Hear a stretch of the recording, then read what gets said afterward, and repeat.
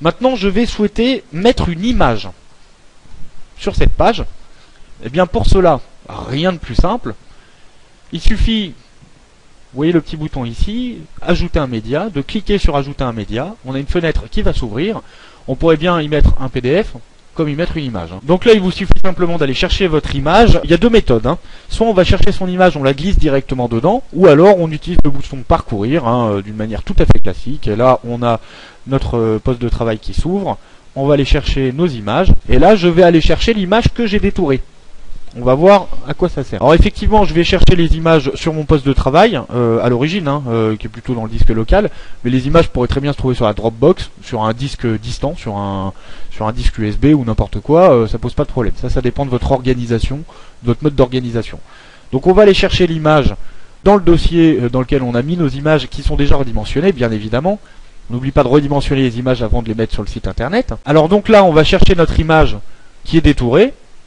On clique deux fois dessus et elle va apparaître directement ici, dans cette fenêtre. Maintenant qu'on a notre image qui est sur le site, avant de l'insérer, on va regarder si le titre de l'image nous convient, et ensuite on va rajouter un texte alternatif, donc qui est la balise qui est utilisée pour les personnes malvoyantes et qui vous permet de faire ressortir vos images dans le moteur de recherche.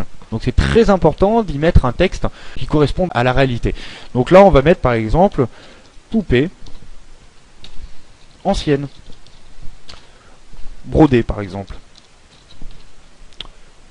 On va décider d'afficher la taille de l'image en fonction de la taille qui nous intéresse. Donc là on va pas utiliser une miniature, on va pas non plus utiliser une taille moyenne, on va utiliser la taille d'origine parce qu'on l'a mis à 450 de pixels de large, de manière à ce que ça puisse prendre à peu près la moitié de la page.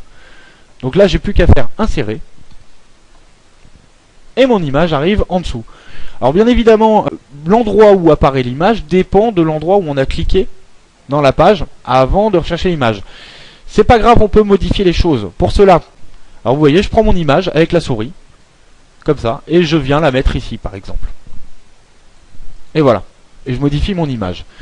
Alors il y a une subtilité à bien intégrer, c'est que on ne va pas en fin de compte pouvoir mettre l'image à droite du texte comme ça, c'est pas possible. Ça se définit en cliquant tout simplement dessus, et là vous avez deux petites fenêtres qui s'affichent. Donc vous ne faites pas supprimer l'image, sinon elle va disparaître, mais vous allez cliquer sur le bouton modifier l'image. Et là vous revenez sur une nouvelle fenêtre, et on va vous demander où est-ce que vous voulez positionner l'image. L'alignement à gauche du texte, et on voit un exemple juste au-dessus. Au centre, ou à droite du texte, ou alors aucun alignement fait qu'il va venir, l'image va venir directement à gauche et se mettre en dessous du texte ou au-dessus, mais sans intégration dans le texte. Donc là en l'occurrence pour l'exemple, ce qui nous intéresse là, c'est plutôt au centre de l'image. Donc je choisis au centre, je vois que j'ai accès au texte alternatif qui est ici, et dans les options avancées, je vois que je peux encore, si je le souhaite, modifier la taille de l'image. Par contre, évitez de le faire parce que là, vous n'avez plus forcément la possibilité de garder les proportions. Donc si vous modifiez l'image, il va falloir faire des calculs savants pour conserver les proportions. Donc le reste, vous vous embêtez pas trop avec. Vous pouvez ajouter de la bordure ici, à votre image. Il suffit de mettre 1, vous aurez une bordure de 1 pixel. Et vous pouvez aussi utiliser ces petits boutons là, espacement vertical, espacement horizontal, c'est toujours en pixels, pour donner de l'espacement entre l'image et le texte. Voilà, et voilà par exemple. Et ensuite on fait mettre à jour. Maintenant qu'on a appliqué ces modifications sur l'image, on va enregistrer le brouillon. Et pour voir ce qu'on a fait, on n'a plus qu'à faire aperçu. Et on voit notre image. Donc là on voit notamment que je n'ai pas demandé de bordure, mais que j'ai quand même une bordure. Ça veut dire quoi? Ça veut dire que dans la charte, vous vous rappelez, la charte permet de définir vraiment tous les modes d'affichage du site internet. Eh bien, il était prévu de mettre des bordures aux images.